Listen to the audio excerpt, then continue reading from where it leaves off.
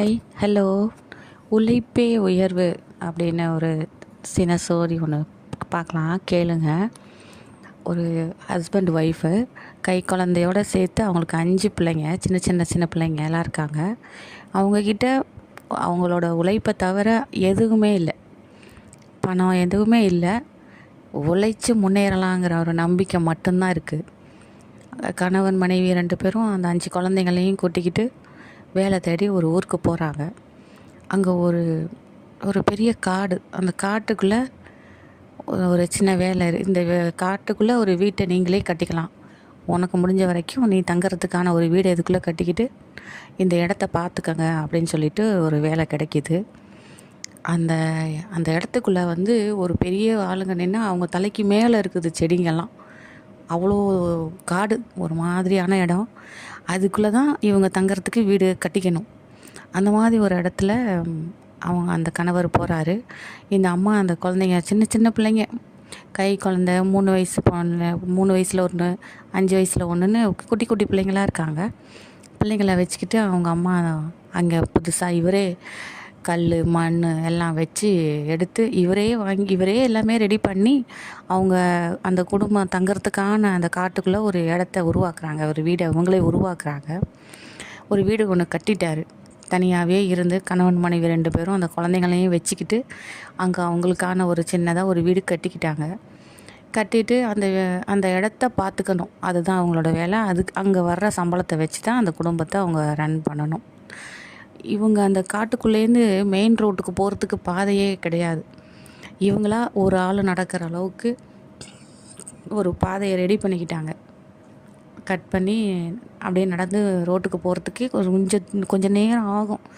நிறைய மரங்கள் இருக்குது அந்த இடத்துல.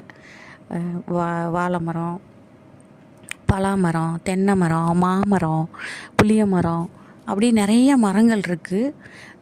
குடும்பம்னு இவங்க மட்டும்தான் இருக்காங்க. அந்த அம்மா அவருக்கும் நைட்டெல்லாம் அங்கே சுற்றி பார்த்துக்கிட்டு அவர் நைட்டில் ரவுண்ட்ஸ் போவார். அந்த இடத்தையெல்லாம் சுற்றி பார்த்துட்டு இருப்பார். ஒரு பெரிய காம்பவுண்டு சவுறு, ஒரு பெரிய கேட் இருக்கும். இதை தாண்டினா தான் அவங்க மெயின் ரோட்டுக்கே போக முடியும். மற்ற ஆளுங்களை பார்க்குறதுக்கும் அந்த ரோடை தாண்டி சவுறு தாண்டி போனால் தான் அந்த ஊரில் உள்ள மக்களையே இவங்களால் பார்க்க முடியும். அந்த மாதிரி ஒரு சிச்சுவேஷனில் இவங்க அந்த சின்ன குழந்தைங்களை வச்சுக்கிட்டு அவங்க ஹஸ்பண்ட் ஒய்ஃப் 2 பேருமே அங்கே இருக்காங்க. அப்படியே அந்த கேட்டுக்குள்ளே அது உள்ளே யாரையும் அலோவ் பண்ண மாட்டாங்க.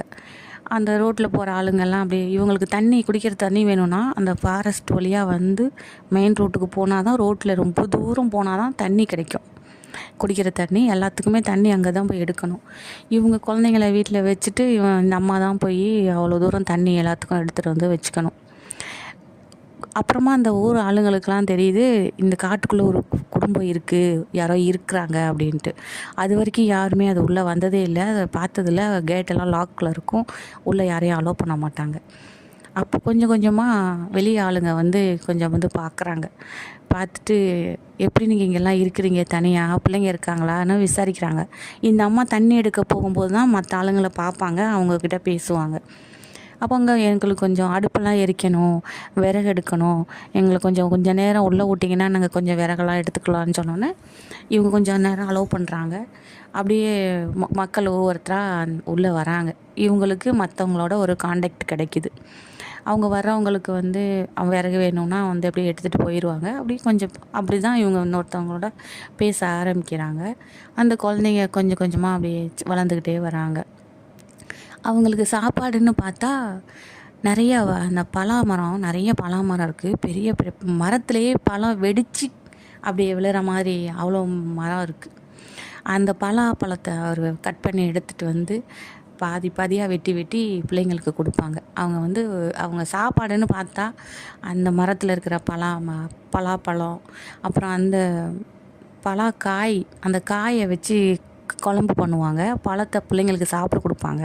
அந்த பழம் உள்ளே இருக்கிற அந்த பலாக்கொட்டை இருக்குல்ல, அதில் ஸ்நாக்ஸ் பண்ணுவாங்க. அதில் என்ன சாப்பாடு செய்ய முடியுமோ அதில் செஞ்சு அந்த பசங்களுக்கு சாப்பாடாக கொடுப்பாங்க. மாமரம், மாங்காய், மாம்பழம், அந்த மாதிரி அந்த காட்டுக்குள்ளே என்ன கிடைக்குதோ அதை வச்சு அவங்களோட சமையல், அவங்களோட சாப்பாடு அப்படி தான் இருந்துச்சு. அவங்களுக்கு அந்த குறைவான வருமானத்தில் அந்த ஏரியாவில் என்ன கிடைக்குதோ அதை வச்சு அந்த குழந்தைங்கள அவங்க ரொம்ப ரொம்ப ரொம்ப கஷ்டப்பட்டு யாரோட உதவியும் இல்லாமல் அப்படியே வளர்த்துட்டே வராங்க. பிள்ளைங்களையும் ஒரு கவர்மெண்ட் ஸ்கூலில் சேர்க்குறாங்க. போய் படிச்சுட்டு வராங்க பிள்ளைங்களும். கொஞ்சம் கொஞ்சமாக வெளியாட்களும் இவங்க நிறையா ஹெல்ப் பண்ணுவாங்க அவங்களுக்கு. இப்போ ஏதோ பழங்கள் வேணும்னா கஷ்டப்படுறவங்களுக்கு பலாப்பழம், மாம்பழம், இவங்களுக்கு இந்த இடத்துல என்ன கிடைக்குதோ அதெல்லாம் மற்றவங்களுக்கு நிறையா கொடுப்பாங்க. நிறையா உதவி பண்ணுவாங்க நல்லா.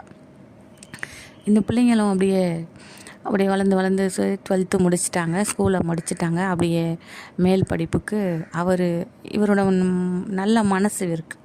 அதனால் இவங்க வேலை பார்க்குற அந்த பெரிய அதிகாரிங்கெல்லாம் நிறையா ஹெல்ப் பண்ணுறாங்க. நல்ல மனுஷன், அவருக்கு நல்லா உதவி பண்ணணும்னு அவங்களோட உதவியால் பிள்ளைங்களெல்லாம் நல்லா படிக்க வைக்கிறாங்க. 5 பேருமே நல்ல நல்ல பதவியில் நல்ல நல்ல ஒரு வேலையில் போய் சேர்றாங்க.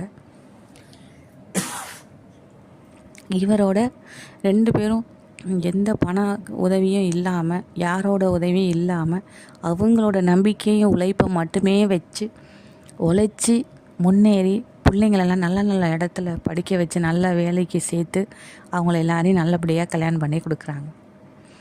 உழைப்பே உயர்வு. நல்லா இருந்துச்சா? தேங்க்யூ.